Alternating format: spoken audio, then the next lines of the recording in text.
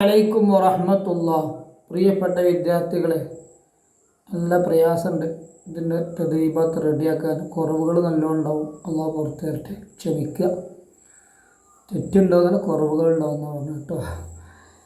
നംല ഉൽ ഫറാ, തെറ്റില്ല എന്നല്ല, തെറ്റും ഉണ്ടായിക്കൂടായി ഒന്നുമില്ല. ഒരൊട്ടം നോക്കുള്ളൂ, തീർന്നില്ല. പിന്നെ ഹിജറയുടെ നംല ഉൽ ഫറാ വിട്ടത് പൂരിപ്പിക്കുക. 1. ഹിജറയുടെ ഡാഷ് വർഷം മക്ക വിജയമുണ്ടായി. 8-ാം വർഷം. ഹിജറയുടെ 11-ാം വർഷം വാക്ക് പൂരിപ്പിച്ചോളിട്ടാ. ഒക്കെ അറിയാൻ എഴുതിയാൽ മതി. ഹിജറയുടെ 11-ാം വർഷം നബി സല്ലല്ലാഹു അലൈഹി വസല്ലം വഫാത്തായി. നുബുവത്തിൻ്റെ 14-ാം വർഷം നബി സല്ലല്ലാഹു അലൈഹി വസല്ലം മദീനയിലെത്തി. ഹിജറയുടെ 2-ാം വർഷം ബദർ യുദ്ധം നടന്നു. ബദർ യുദ്ധത്തിൽ 300-ൽ പരം ആയിരുന്ന മുസ്ലിം അംഗസംഖ്യ 300-ൽ പരം ആയിരുന്നു മുസ്ലിം അംഗസംഖ്യ 5 അങ്ങനായി. ഇനക്തു ഫിക്രത്ത് ഇങ്ങനെ ഗണ്യ ചെയ്താണ്. ഓരോ വിഷയത്തും ഇഷ്ടം പോലെ ഇതാണ്ടുണ്ടാവും.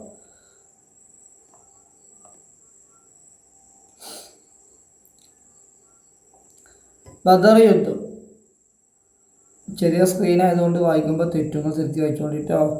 മദീനയിലെ ഇസ്ലാമിക രാഷ്ട്രത്തെ നശിപ്പിക്കാൻ ഖുറൈശികൾ തീരുമാനിച്ചു. ഇതിൻ്റെ ഫലമായി ഹിജ്റ 2-ാം വർഷം ബദർ യുദ്ധമുണ്ടായി. 300-ൽ പരം അംഗസംഖ്യയുള്ള നിരായുധരായ മുസ്ലിം സൈന്യം 1000-ഓളം അംഗസംഖ്യയുള്ള സർവസജ്ജരായ ശത്രു സൈന്യത്തെ പരാജയപ്പെടുത്തി. വിശ്വാസവും ഭക്തിയുമായിരുന്നു മുസ്ലിങ്ങളെ വിജയശ്രീലരാക്കിയത്. ബദർ യുദ്ധം ഇന്നും ലോക ചരിത്രത്തിലെ മഹാസംഭവമായി നിലനിൽക്കുന്നു. ഇനി മക്ക വിജയം. ഹിജ്റ 8-ാം വർഷം ഖുറൈശികൾ കരാർ ലംഘിച്ചതിനെ തുടർന്ന് നബി സല്ലല്ലാഹു അലൈഹി വസല്ലമ അനുയായികളുമായി മക്കയിലെത്തി. യുദ്ധമില്ലാതെ മക്കയെ കീഴ്പ്പെടുത്തി. കഅബയും പരിസരവും ശുദ്ധീകരിച്ചു. അക്രമികൾക്ക് മാപ്പു നൽകി. തുടർന്ന് ജസീറത്തുൽ അറബിൻ്റെ നാനാഭാഗത്തു നിന്നും നബിയുടെ സവിധത്തിലേക്ക് ആളുകൾ കൂട്ടം കൂട്ടമായി ഇസ്ലാം ആശ്ലേഷിച്ചു. സവിധത്തിലെത്തി. മദീന. അന്ത്യപ്രവാചകൻ മുഹമ്മദ് സ്വല്ലല്ലാഹു അലൈഹി വസല്ലമ അന്തിയുറങ്ങുന്ന പുണ്യഭൂമിയാണ് മദീന. മദീനയുടെ ആദ്യകാല നാമം യസ്രിബ് എന്നായിരുന്നു. വിശുദ്ധിയുടെ നാടാണ് മദീന. അവിടെയുള്ള ജനങ്ങൾ സ്നേഹമുള്ളവരും സൽക്കാരപ്രിയരുമായിരുന്നു. മദീനയുടെ കീർത്തി ലോകമെങ്ങും പരന്നതാണ്. ഏത് സമയവും ജനങ്ങളാൽ സജ്ജമായ സ്ഥലമാണ് മദീന.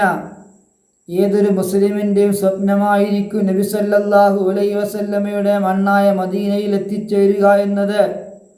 ലോകത്തെ പ്രശസ്തമായ പള്ളികളിൽ ഒന്നായ മസ്ജിദുൻ നബവി ഇവിടെയാണ് സ്ഥിതി ചെയ്യുന്നത്. അൽ മസ്ജിദുൻ നബവി ഇവിടെയാണ് സ്ഥിതി ചെയ്യുന്നത്. ഇനി മദീന ഖറാർ.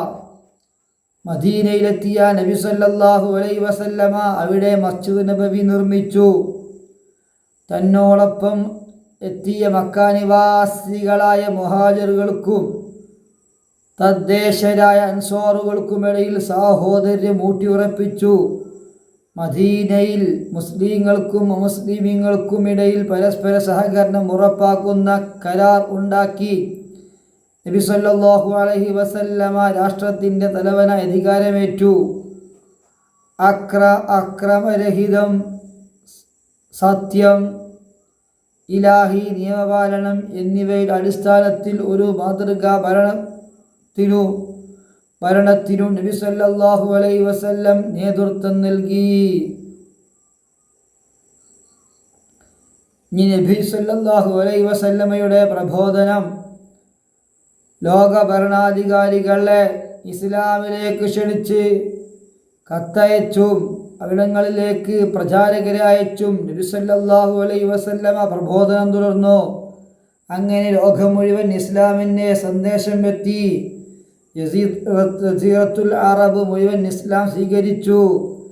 ഹിജറ 10-ാം വർഷം നബി സല്ലല്ലാഹു അലൈഹി വസല്ലം ഹജ്ജ് നിർവഹിക്കുകയും ലോകത്തിന് സമത്വത്തിൻ്റെയും ധർമ്മത്തിൻ്റെയും സന്ദേശം നൽകി വിടവാങ്ങൽ പ്രഭാഷണം നടത്തുകയും ചെയ്തു. ദൗത്യം പൂർത്തിയാക്കി മദീനയിൽ തിരിച്ചെത്തി. ഹിജ്റ 11-ാം വർഷം റബീഉൽ അവ്വൽ 12-ന് തിങ്കളാഴ്ച അല്ലാഹു തആലയുടെ വിളിക്കുത്തരം നൽകി. നിനക്കതു മക്കാലത്ത് ഹിജ്റ മാനവ ചരിത്രത്തിലെ സുപ്രധാന സംഭവമാണ് മുഹമ്മദ് നബി സല്ലല്ലാഹു അലൈഹി വസല്ലമയുടെ ഹിജ്റ. 40-ാം വയസ്സിൽ പ്രവാചകത്വം ലഭിച്ച നബി സല്ലല്ലാഹു അലൈഹി വസല്ലം ജനങ്ങളെ തൗഹീദിലേക്കും നന്മയിലേക്കും ക്ഷണിച്ചു. തിന്മകളിൽ മതിമറന്നിരുന്ന ജനത നബി സല്ലല്ലാഹു അലൈഹി വസല്ലമയെ എതിർത്തു. നബി സല്ലല്ലാഹു അലൈഹി വസല്ലമയും അനുയായികളെയും കഠിനമായി ഉപദ്രവിച്ചു. ഇതുകൊണ്ടൊന്നും ഫലം ഉണ്ടായില്ല. എൻ്റെ വലതു കൈയിൽ സൂര്യനെയും ഇടതു കൈയിൽ ചന്ദ്രനെയും വെച്ചു തന്നാലും വിജയം നേടുകയോ ഈ മാർഗത്തിൽ മരണം വരിക്കുകയോ ചെയ്യും വരെ ദൗത്യം തുടരുമെന്ന് നബി സല്ലല്ലാഹു അലൈഹി വസല്ലം പ്രഖ്യാപിച്ചു. പ്രകോപനങ്ങൾ ഫലിപ്പെടാതെയായപ്പോൾ ഖുറൈശികൾ പ്രകോപനത്തിൻ്റെ വഴി തേടി. ഖുറൈശിയർ പ്രലോഭനത്തിൻ്റെ വഴി തേടി വേണ്ടതെല്ലാം നൽകാമെന്നും ഈ ദൗത്യത്തിൽ നിന്ന് പിന്മാറണമെന്നും അവർ അപേക്ഷിച്ചു. അതും നബി സല്ലല്ലാഹു അലൈഹി വസല്ലം നിരസിച്ചു. തുടർന്ന് ഖുറൈശികൾ ഊരുവിലക്കേർപ്പെടുത്തി. ഇതും ഫലിച്ചില്ല. ഇസ്ലാം വളർന്നുകൊണ്ടിരുന്നു. മക്കയിലേക്ക് ഹജ്ജിന് വന്നിരുന്ന പരിസര പ്രദേശത്തുകാർ നബി സല്ലല്ലാഹു അലൈഹി വസല്ലമയെ കണ്ട് ഇസ്ലാം ആശ്ലേഷിക്കാനിടയായി. കൂട്ടത്തിൽ യസ്രിബിൽ നിന്ന് വന്നവർ ഇസ്ലാം സ്വീകരിക്കുകയും നാട്ടിലേക്ക് വന്നാൽ നബിയെയും അനുയായികളെയും സംരക്ഷിക്കാമെന്ന് ഉറപ്പ് നൽകുകയും ചെയ്തു. പ്രവാചകത്വ ലബ്ധിയുടെ 13-ാം വർഷത്തിലായിരുന്നു ഇത്. ഭൂവത്തിന് ശേഷം 13 വർഷം കഴിഞ്ഞിട്ട് വിവരം അറിഞ്ഞ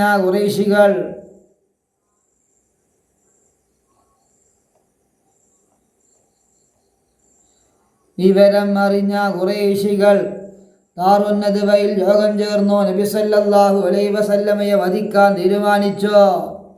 അപ്പോൾ അല്ലാഹു തആല നബി സല്ലല്ലാഹു അലൈഹി വസല്ലമക്ക് മദീനയിലേക്ക് ഹിജ്റ പോകാൻ അനുവാദം നൽകി. ഖുറൈശികൾക്ക് പിടി നൽകാതെ കൂട്ടുകാരൻ സിദ്ദീഖിൻ്റെ കൂടെ നബി സല്ലല്ലാഹു അലൈഹി വസല്ലം മദീനയിലേക്ക് പോയി. 12 ദിവസത്തെ യാത്രയ്ക്ക് ശേഷം നബുവത്തിൻ്റെ 14-ാം വർഷം റബീഉൽ അവ്വൽ 12 നബി സല്ലല്ലാഹു അലൈഹി വസല്ലം യസ്രിബിലെത്തി. അതോടെ യസ്രിബ് മദീനത്തുൻ നബി എന്നും അത് ലോപിച്ച് പിന്നീട് മദീനയുമായി. 2 ഹജ്ജത്തുൽ വദാ വിടവാങ്ങൽ പ്രസംഗം.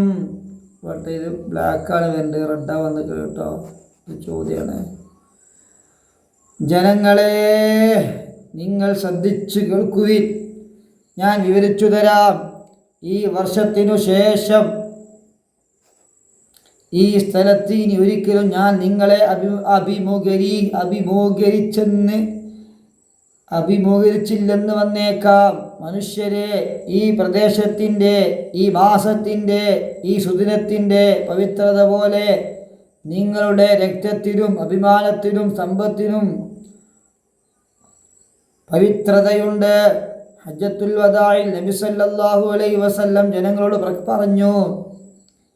1,00,000-ൽ പരം സ്വഹാബികളെ സാക്ഷിയാക്കി നടത്തിയ നബിയുടെ പ്രഭാഷണം ലോകം കണ്ട ഏറ്റവും വലിയ മനുഷ്യാവകാശ പ്രഖ്യാപനം ആയിരുന്നു. പ്രസംഗത്തിൽ പരാമർശിച്ച പ്രധാന കാര്യങ്ങളിൽ ചിലത് ഇവയാണ്. 1. നിങ്ങൾ അല്ലാഹുവിനെ മാത്രം ആരാധിക്കുക. 2. 5 നേരം നിസ്കരിക്കുക. 3. റമളാൻ നോമ്പ് അനുഷ്ഠിക്കുക. 4. നേതാക്കൾ അനുസരിക്കുക. 5. അക്രമം നടത്താതിരിക്കുക. 6. പരസ്പരം രക്തം ചിന്താതിരിക്കുക. 7. അഭിമാനത്തിന് ക്ഷതം ഏൽപ്പിക്കരുത്. രക്തം ചിന്തരുത്, അഭിമാനത്തിന് ക്ഷതമേൽപ്പിക്കരുത്. 8 അന്യരുടെ ധനം അപഹരിക്കരുത്. 9 സ്ത്രീകളെ ആദരിക്കണം. 10 ദുരാചാരങ്ങൾ വെടിയണം. 11 പലിശ. 12 ഖുർആനും നബിചര്യയും മുറുകെ പിടിക്കണം. 13 മനുഷ്യരെല്ലാം ഒരു മാതാവിൻ്റെയും പിതാവിൻ്റെയും മക്കളാണ്. 14 തഖ്വ കൊണ്ടല്ലാതെ ഒരാൾക്കും മറ്റൊരാളെക്കാൾ ശ്രേഷ്ഠതയില്ല. ഹിജറ 10-ാം വർഷം തിരുനബി സല്ലല്ലാഹു അലൈഹി വസല്ലമ ഹജ്ജ് വേളയിൽ ആയിരുന്നു ഈ പ്രഭാഷണം. വാജിബുൽ മൻസിലാണ്. നബി സല്ലല്ലാഹു അലൈഹി വസല്ലമയുടെ ചരിത്രത്തിലെ പ്രധാന സംഭവങ്ങൾ വർഷക്കണക്കനുസരിച്ച് എഴുതുക. 1 6-ാം വയസ്സിൽ ഉമ്മ ആമിന ബി വഫാത്തായി. 2 8-ാം വയസ്സിൽ പിതാമഹൻ അബ്ദുൽ മുത്തലിബ് വഫാത്തായി. 3 12-ാം വയസ്സിൽ ഷാമിലേക്ക് അബൂ താലിബിൻ്റെ കൂടെ കച്ചവടത്തിന് യാത്ര പോയി. 4 25-ാം വയസ്സിൽ ഖദീജ ബീവിയുടെ കച്ചവട സംഘത്തിൽ കൂടെ ഷാമിലേക്ക് യാത്ര പോയി. 5 25-ാം വയസ്സിൽ ഖദീജ ബീവി വിവാഹം ചെയ്തു. 6 35-ാം വയസ്സിൽ ഹജറുൽ അസ്വദിൻ്റെ തർക്കം പരിഹരിച്ചു. 7 ഇതൊക്കെ തെറ്റിക്കിട്ടോ, ഹജറുൽ അസ്വദൊക്കെ ഇങ്ങനെയല്ലേ എഴുതുക. അപ്പം ഞാൻ എഡിറ്റ് ചെയ്ത് വീഡിയോ എഡിറ്റ് ചെയ്യാൻ പറ്റില്ല. 7 40-ാം വയസ്സിൽ നബുവത്ത് ലഭിച്ചു. 8 നബുവത്തിൻ്റെ 14-ാം വർഷം നബി സല്ലല്ലാഹു അലൈഹി വസല്ലമയുടെ 53-ാം വയസ്സ് ബ്രാക്കറ്റ് മദീനയിലേക്ക് ഹിജറ പോയി. 9 ഹിജറ 2-ാം വർഷം ബദർ യുദ്ധം നടന്നു. 10 3-ാം വർഷം ഉഹുദ് യുദ്ധം നടന്നു. 11 5-ാം വർഷം ഖന്തഖ് യുദ്ധം നടന്നു. 12 6-ാം വർഷം ഹുദൈബിയ കരാർ നടന്നു. 13 8-ാം വർഷം മക്ക വിജയം നടന്നു. 14 10-ാം വർഷം ഹജ്ജ് ചെയ്തു. 15 11-ാം വർഷം മുത്തുനബി സല്ലല്ലാഹു അലൈഹി വസല്ലം ഈ ലോകത്തോട് വിട പറഞ്ഞു. 11-ാം വർഷം 11-ാം വർഷം. ഇനിയുണ്ട് മക്കളെ ബാക്കിട്ടോ, ഇനി ഇതാണ്ട് ഇൻഷാ അല്ലാഹ്. 40 നബി സല്ലല്ലാഹു അലൈഹി വസല്ലം തങ്ങളുമായി ബന്ധപ്പെട്ട സ്ഥലം കണ്ടെത്താൻ ഒരുപാടുണ്ട്. അസ്സലാത്തു വസ്സലാമു അലൈക യാ റസൂലല്ലാഹ്. അസ്സലാത്തു വസ്സലാമു അലൈക യാ ഹബീബല്ലാഹ്. അർഹമുർ റഹീമീൻ ആയ മാലിക്കുൽ മുലൂക്കായ അല്ലാഹ്, നീ കബൂലാക്കണേ അല്ലാഹ്. മിസ്ല സവാബിനെ ഖബറാളികളായ ഉപ്പമാരിലേക്ക്, ഉമ്മമാരിലേക്ക്, ഉസ്താദുമാരിലേക്ക്, മശായിഖന്മാരിലേക്ക്, കൂടെ പഠിച്ചവരിലേക്ക് നീ എത്തിക്കണേ അല്ലാഹ്. ഇഷ്ടപ്പെട്ടവരിലേക്ക് എത്തിക്കണേ അല്ലാഹ്. പടച്ച റബ്ബേ, ഞങ്ങൾക്ക് നല്ല ബുദ്ധി തരണേ അല്ലാഹ്, ഓർമ്മശക്തി തരണേ അല്ലാഹ്. ഞങ്ങൾക്കും ഞങ്ങളുമായി ബന്ധപ്പെട്ടവർക്കും സർവ്വപാപങ്ങളും പുറത്തു തരണേ അല്ലാഹ്. ഞങ്ങളെ ഉള്ളും പുറവും നന്നാക്കി തരണേ അല്ലാഹ്. നിസ്കരിക്കുന്നവരാക്കണേ അല്ലാഹ്, നോമ്പെടുക്കുന്നവരാക്കണേ അല്ലാഹ്, മടിയന്മാരാക്കല്ല അല്ലാഹ്. ഞങ്ങളെ ഉപ്പമാർക്ക് നല്ല ആരോഗ്യം കൊടുക്കണേ അല്ലാഹ്, ആഫിയത്ത് കൊടുക്കണേ അല്ലാഹ്. ഓരോ ജോലിയിലൊക്കെ ബറക്കത്ത് നൽകണേ അല്ലാഹ്. ഒരു മുസീബത്തിലും അകപ്പെടുത്തല്ലേ റബ്ബേ. اللهم اغفر للمؤمنين والمؤمنات والمسلمين والمسلمات برحمتك يا أرحم الراحمين.